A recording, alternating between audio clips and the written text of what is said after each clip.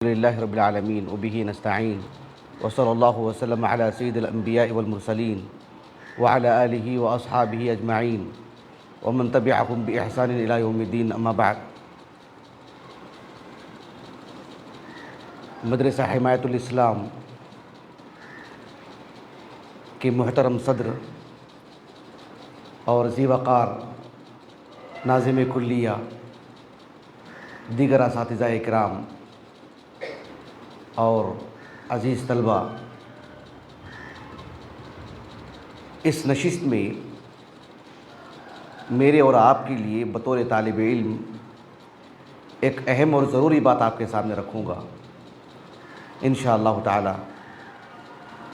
اس بات کو رکھنے سے پہلے ایک بات یہ کہ جامعہ دارالسلام عمر آباد میں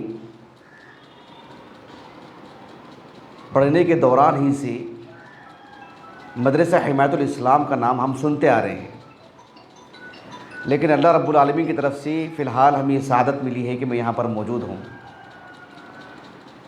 جو قدیم ادارے ہوتے ہیں، ان کی جو خدمات ہوتے ہیں، ان کی جو تاریخ ہوتی ہے، اس سلسلے میں ایک طرح کی عقیدت رہتی ہے، ایک طرح کی کھوج رہتی ہے، جاننے کی تمنا رہتی ہے.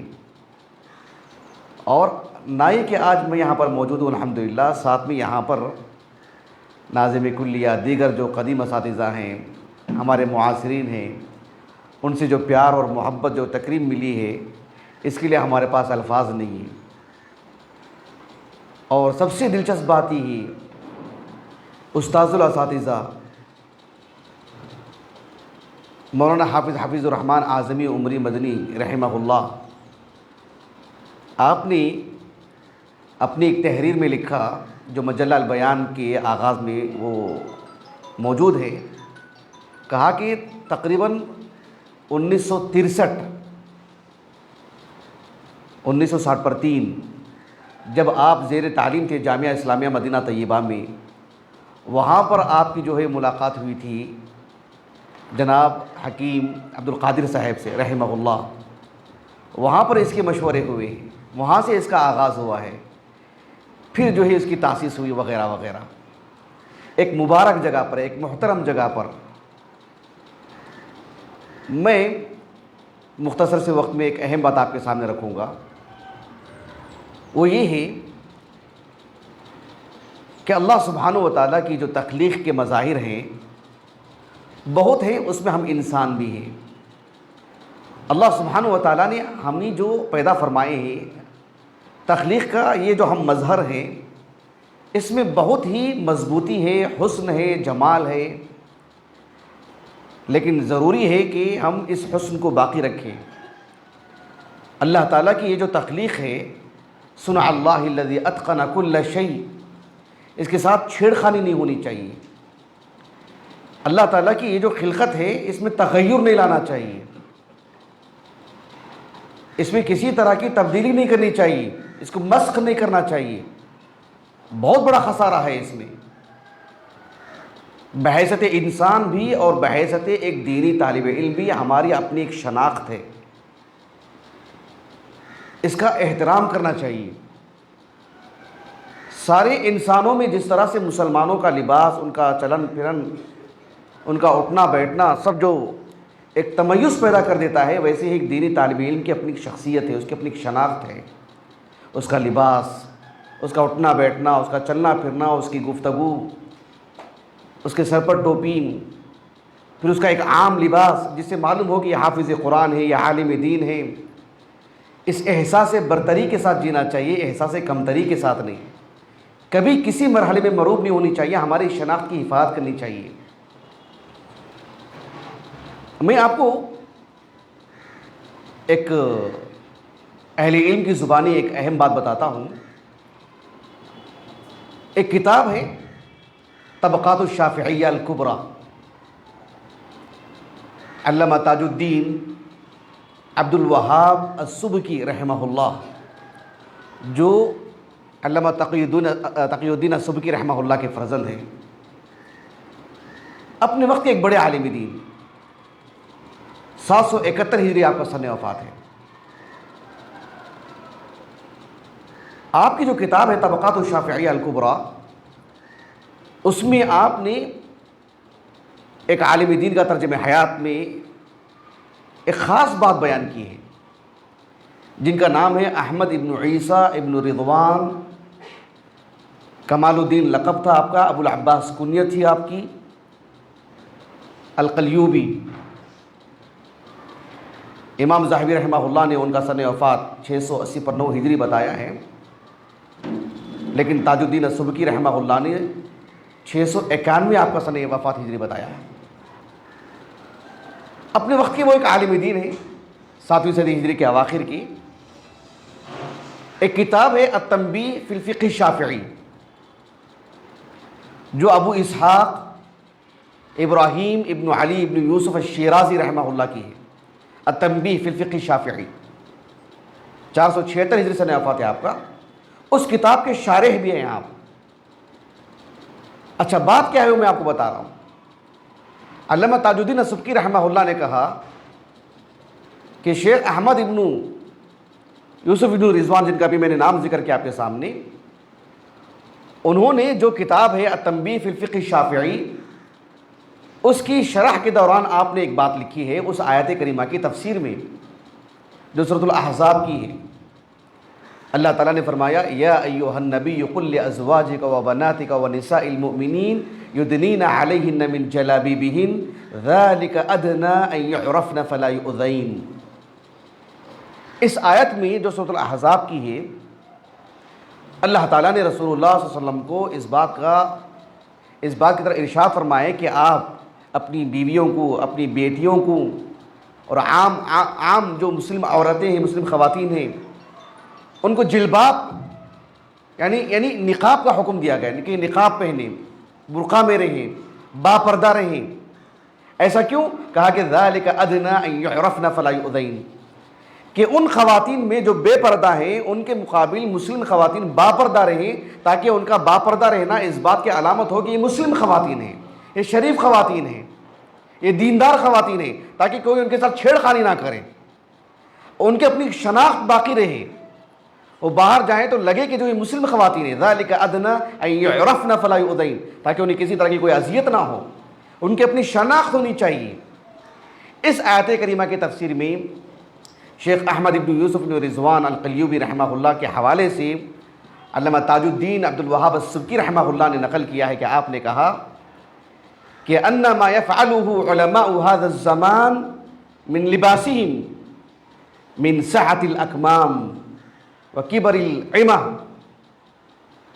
ولبس الطيالس حسن وان لم يفعله السلف۔ آپ نے کہا کہ اپنے زمانے کے اعتبار سے کہ ہمارے زمانے میں علماء جس طرح کا کرتا پہنتے ہیں، ان کی جو آستین جس طرح کی لمبی اور چوڑی ہوتی ہے، اس میں وہ کتابیں بھی رکھا کرتے تھے، بڑے بڑے عمامے باندھتے تھے، اور مخصوص انداز میں عام لباس کے اوپر وہ کسی طرح کی کوئی شال وغیرہ بھی اوڑھتے تھے۔ تو کہا کہ علماء کا یہ جو عام لباس بنتے جا رہا ہے ہمارے زمانے میں، کہا کہ یہ بڑی اچھی چیز ہے۔ کیوں؟ بھلے ہی سلف میں اس طرح کا لباس رائج نہیں تھا، لیکن ہمارے زمانے میں علماء کی اپنی ایک شناخت جو بنتی جا رہی ہے، کہا کہ بہت ہی عمدہ چیز ہے۔ لأنه فيه تمييز لهم ويعرفون به ويلتفت إلى فتاويهم وأقوالهم، کہ اس کی وجہ سے علماء عام مسلمانوں میں پہچانے جاتے ہیں، لوگ ان کی طرف رجوع کریں گے، ان کے فتاووں پر عمل کریں گے، ان کے اقوال پر عمل کریں گے۔ اس لیے کہ اگر جو ہے مطلب بھلے ہی ہمارے پاس کتاب و سنت کا علم ہو، لیکن لباس ایک عادی لباس ہو، ظاہر بات ہے ایک مسلمان کہہ کر کے سلام کر کے نکل جائیں گے، ان سے رجوع نہیں کریں گے، ان کی صحبت میں نہیں بیٹھیں گے، ان سے مسائل نہیں پوچھیں گے، یا معلوم کر لیا جائے تو اعتبار نہیں کریں گے۔ اہل علم کا اپنا ایک لباس ہے، ان کی اپنی ایک شناخت ہے، اس کے ساتھ چھیڑ خانی نہیں ہونی چاہیے۔ آپ یہاں مدرسے میں بیٹھے ہیں، اس وجہ سے اس لباس کے عادی ہیں، ایسا نہیں ہونا چاہیے۔ پورے شرح صدر کے ساتھ پہنے، پورے یقین کے ساتھ پہنے، انشراح صدر کے ساتھ پہنے، اور احساس برتری ہو، مرغوبیت نہیں ہونی چاہیے۔ اللہ سبحانہ و تعالیٰ نے ہمیں کتاب و سنت کا علم عطا کی ہے۔ اہل علم کی اپنی شناخت ہے، ان کا اپنا ایک لباس ہے، اس کو ہمیشہ باقی رکھیں، سفر میں بھی، حضر میں بھی، جمعہ کے لیے نہیں، عیدین کے لیے نہیں، کسی تقریب کے لیے نہ ہو، یا محض تدریس کی حد تک نہ ہو، یا جو ہے مطلب کسی مسجد میں جائے اس کے لیے نہ ہو، ہمیشہ کے لیے ہماری اپنی شناخت ہونی چاہیے۔ میں آپ کو ایک حیران کن بات بتاتا ہوں. ایک حدیث ہے بہت ہی معروف, امام ابو داؤد السجستانی رحمہ اللہ اپنی سنن کی کتاب اللباس میں اس حدیث کو لے کر کے آئے ہیں. حدیث بہت ہی معروف ہے. عبداللہ بن عمر بن الخطاب رضی اللہ عنہما اس حدیث کے راوی ہیں. امام ابو داؤد رحمہ اللہ نے اس حدیث کو ذکر کر کے حکم نہیں لگائے, سکوت اختیار فرمائے ہیں. لیکن شیخ البانی رحمہ اللہ نے ارواء الغلیل میں اس حدیث پر اپنی عادت کے مطابق تفصیلی کام کیا اور صحیح کا حکم لگائے ہیں. بہرحال حدیث سندن صحیح ہے. حدیث اتنی معروف ہے کہ میں سمجھتا ہوں سب کو یاد بھی ہوگی. اللہ کے رسول نے کہا صلی اللہ علیہ وسلم, من تشبہ بقوم فہو منہم. اس حدیث کی شرح میں جو بات میں آپ کو بتانے جا رہا ہوں واقعتاً وہ حیران کن ہے. ایک عالم دین ہے جن کا نام احمد ابن حسین, جن کی کنیت ابو العباس, لیکن علمی دنیا میں ابن رسلان سے جانے جاتے ہیں. ابن رسلان سنن ابی داؤد کی شرح لکھی انہوں نے, جو شرح سنن ابی داؤد سے معروف ہے, 20 جلدوں میں ہے ہمارے پاس الحمدللہ. فلسطینی عالم دین ہے, 9ویں صدی ہجری کے 844 ہجری آپ کا سن وفات ہے. علامہ ابن رسلان رحمہ اللہ نے اس حدیث کی شرح میں جانتے ہیں کیا لکھا آپ نے؟ کہا کہ من تشبہ بقوم فہو منہم. جس شخص نے جس قوم کی مشابہت اختیار کی لباس میں, ان کے خاص عادات و اطوار میں, جو کسی کی شناخت بن جائے, تو کہا کہ اس کا معاملہ انہی کے ساتھ ہوگا. اس حدیث کی شرح میں آپ نے لکھا, کہا کہ وَفِيهِ إِشَارَةٌ إِلَىٰ أَنَّ مَن تَشَبَّهَ مِنَ الْجِنَانِ بِالْحَيَّاتِ الْمُؤْذِيَاتِ وَظَهَرَ لَنَا فِي صُورَتِهِمْ فَإِنَّهُ يُقْتَلُ. آپ نے کہا کہ ایک سانپ کا گزر ہو رہا ہے, عام طور پر انسانوں کے مابین اگر آ جائے تو انسان مار دیتا ہے اس کو, لیکن اگر جن کی بات ہو کہ ان من تشبہ من الجنان بالحیات المؤذیات, ایک جن ہے جن کی جو تخلیق ہوئی ہے ہم نہیں دیکھ سکتے اس کو, انہ یراکم ہو وقبیلہ من حیث لا ترونہم, ہم جن کو نہیں دیکھ سکتے. جو کہتا ہے کہ میں نے جن کو دیکھا اس کے اصلی روپ میں دیکھا, وہ کذاب انسان ہے, جیسے کہ امام شافعی نے کہا رحمہ اللہ. ناممکن سی بات ہے کہ جن کو اس کے اصلی حالت میں دیکھ سکے. انسان کی اللہ سبحانہ و تعالیٰ نے بینائی میں وہ قوت نہیں رکھی ہے, لیکن اللہ سبحانہ و تعالیٰ نے جنوں کو اتنی قوت عطا فرمائی ہے کہ وہ اپنا روپ بدل سکتے ہیں مخصوص انداز میں. جتنی کہ اللہ نے قوت دے رکھی ہے وہ سانپ کی شکل بھی اختیار کر سکتے ہیں. علامہ ابن رسلان رحمہ اللہ نے کہا کہ ہم جن کو کیوں ماریں گے, وہ ہم کو دکھائی بھی نہیں دیتا نا. جن ہم کو دکھائی دیتا ہے کہ اسے لڑائی کریں, کہ اس کو ماریں, اس کو قتل کریں, کوئی معاملہ ہو جائے تو نہیں مار سکتے ہیں. لیکن کہا کہ اگر وہ سانپ کی شکل اختیار کر جائیں, اور سانپ کی شکل میں وَظَهَرَ لَنَا فِي صُورَتِهِمْ, اگر سانپ کی شکل میں شکل اختیار کر جائے اور سانپ کی شکل اختیار کر کے ہمارے سامنے آ جائے, تو انسان جو ہے اپنے بچاؤ کے لیے اس کو مار دے گا. تو کوئی کہ جن کو نہیں مارا ہے, اس نے سانپ کو مارا ہے. تو کہا کہ دیکھو اس نے اپنی شباہت کون سی اختیار کی, جن نے ایک سانپ کی, تو خامخواہ کا مارا گیا. اس کے روپ میں آیا اور سانپ کو مارنے کا حکم ہے. اگر اس کو تکلیف دیتا ہے اور مارا گیا, وہاں پر اپنی شناخت میں ہوتا تو بچ جاتا, دوسروں کی شناخت اختیار کرنے کو ایسا مارا گیا, فَإِنَّهُ يُقْتَلُ. سنن ابی داؤد کی کتاب ہے کتاب الادب کی حدیث ابی ہریرہ, معروف حدیث ہے بسند صحیح. شیخ البانی نے صحیح کہا اس حدیث کو. اللہ کے رسول نے کہا صلی اللہ علیہ وسلم, عفواً کتاب الادب کی نہیں, کتاب الصلاۃ کی حدیث سنن ابی داؤد کی. اللہ کے رسول نے کہا صلی اللہ علیہ وسلم, اقتلوا الاسودین فی الصلاۃ الحیۃ والعقرب. دوران نماز بھی سانپ اور بچھو آ جائیں تو نماز چھوڑ کر کے مار دیں گے اس کو, بھلے ہی وہ جن رہا ہو اور سانپ کی شکل اختیار کر گیا ہو. دیکھو اپنی اصلی شناخت میں ہوتا تو بچ جاتا, دوسروں کی شناخت اختیار کرنے کی وجہ سے وہ مارا گیا ہے. تو جس طرح سے یہ باتیں ہم نے آپ کے سامنے رکھی بتانے کے لیے کہ اللہ رب العالمین نے کتاب و سنت میں جو عزت رکھی ہے, اس کے حاملین کا جو مقام اللہ نے بیان کیا ہے. علماء کا اپنا کوئی لباس ہو, جس علاقے میں رہتے ہیں اس کو انہوں نے اختیار کیا ہو, اللہ نے اس لباس میں بھی عزت رکھی ہے, اس میں تکریم کا پہلو رکھے ہیں. آپ اس کو اختیار کریں گے تو اللہ سبحانہ و تعالیٰ نے معاشرے میں اس کی بڑی عزت رکھی ہے. لوگ احترام کی نگاہ سے دیکھتے ہیں, لوگ عزت دیتے ہیں. لیکن دیکھو مروب ہونے کی وجہ سے ٹوپی نکال دیتے ہیں، کسی اور لباس میں آ جاتے ہیں، ظاہر بات ہے لوگ ان کے عام لوگوں کی طرح ہی معاملہ کریں گے ان کو ممبر پر نہیں چڑھائیں گے، محراب پر نہیں کھڑا کریں گے، ان سے مسئلے نہیں پوچھیں گے ان کو۔ آپ نے اپنی شناخت بدلی تو اللہ سبحانہ و تعالیٰ نے وہ تکریم اور وہ عزت کا وہ جو پہلو تھا وہ بھی نکال لیتے ہیں، سبحان اللہ، چاہے سفر میں ہو چاہے حضر میں ہو۔ کچھ لوگ سفر میں جو ہے اس کا لحاظ نہیں کرتے، حضر میں لحاظ کرتے ہیں۔ میں آپ سے کہہ رہا ہوں کہ ہم طلبہ کے لیے ضروری ہے کہ ہم ہر پہلو اس کو اختیار کریں۔ اللہ نے کتنی بڑی چیز سے نوازے ہم کو، کتاب و سنت کا علم عطا فرمائے۔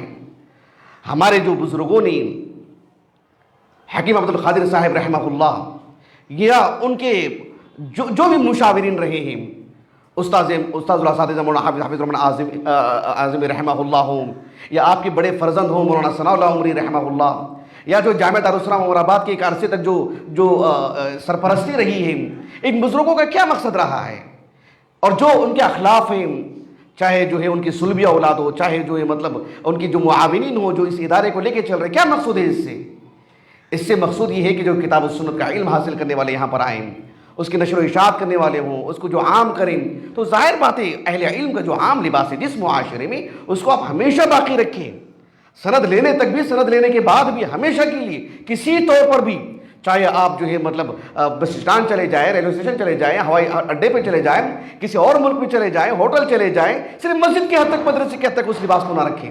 اپنے اندر یہ جو مطلب انشراح صدر والی کیفیت ہونی چاہیے۔ میں اپنی بات کو ختم کرتا ہوں۔ اللہ سبحانہ و تعالیٰ نے ہمیں جو کتاب و سنت کا علم عطا کی ہے، اس کے اللہ ہمیں قدر کرنے کی توفیق عطا فرمائے، اس سعادت کو سعادت سمجھنے کی توفیق عطا فرمائے، ظاہر میں بھی اور باطن میں بھی۔ میں اپنی بات کو ختم کرتا ہوں، اور خصوصی طور پر میں جو اساتذہ مدرسہ حمایت الاسلام ہیں، ناظم کلیہ ہیں، دیگر اساتذہ ہیں، میں سچ کہہ رہا ہوں کہ میں الفاظ میں ادا نہیں کر پا رہا ہوں کہ جامعہ محمدیہ سے جو وفد آیا ہے، ہماری جو تکریم کی گئی ہے، جو پیار ہم کو دیا گیا ہے، جو اپنائیت ہم کو ملی ہے، اس کا کوئی بدل نہیں ہے، اس کے لیے الفاظ نہیں ہیں۔ یہ دل میں جو یہ چیز ہمیشہ باقی رہے گی، ہمیشہ یہ چیزیں یاد رہ جائیں گی۔ اللہ سبحانہ و تعالی ہم سب کو کتاب و سنت پر عمل کرنے کی توفیق عطا فرمائے، نیک بخت مسلمان بنائے، اور اللہ سبحانہ و تعالی ہمیں جنتی بنائے۔ وآخر دعوانا الحمدللہ رب العالمین۔